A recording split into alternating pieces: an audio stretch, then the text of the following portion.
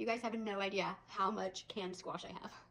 This is all from 2023. I had the biggest garden I've ever had in my entire life, and I went squash crazy. And I wasn't gonna let any go bad. I was giving it all away. I was cooking what I could, freezing what I could, canning what I could, and it was nuts, okay? So this was from 2023, and I did it, I sliced it relatively thick where I could still pan fry it, but I just don't use this method anymore. So today, I'm still a little under the weather. It is like a snowy paradise outside, and I'm gonna make soup. If you haven't had squash soup, you're missing out because it's literally 3 ingredients and it's so good. So let's make it. It's gonna take like 5-10 minutes.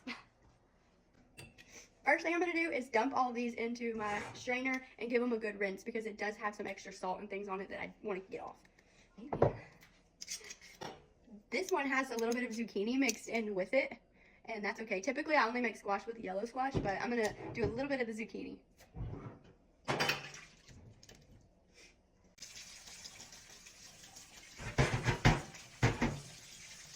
If you don't have canned squash like I do and you still want to make this soup, you can get squash from the store or fresh, whatever, and just boil it down to where it's soft. That's all. That's the only difference.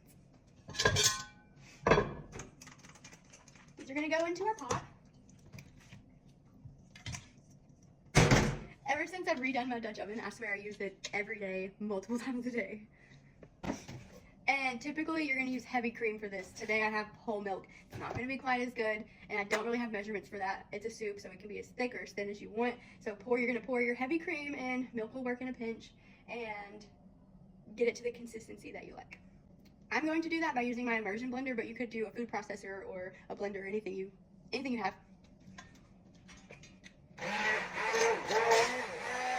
I got mine all blended up, and it's a little thick, so I'm going to thin it out with some milk.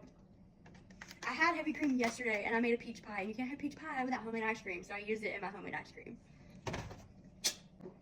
And our last ingredient, this is only 3 ingredients, milk, squash, and bouillon. This is better than bouillon beef paste. Beef, trust me, I know this sounds crazy, but it's so good.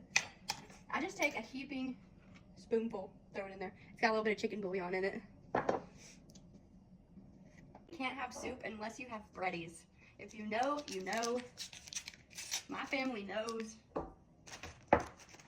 Take some butter and garlic salt and microwave it to melt that butter. That's my garlic salt I made. It is so good. Now this is some bread out of my bread maker. Don't ask me what happened to it. It just got butchered. This is what happens when my family jacks with things.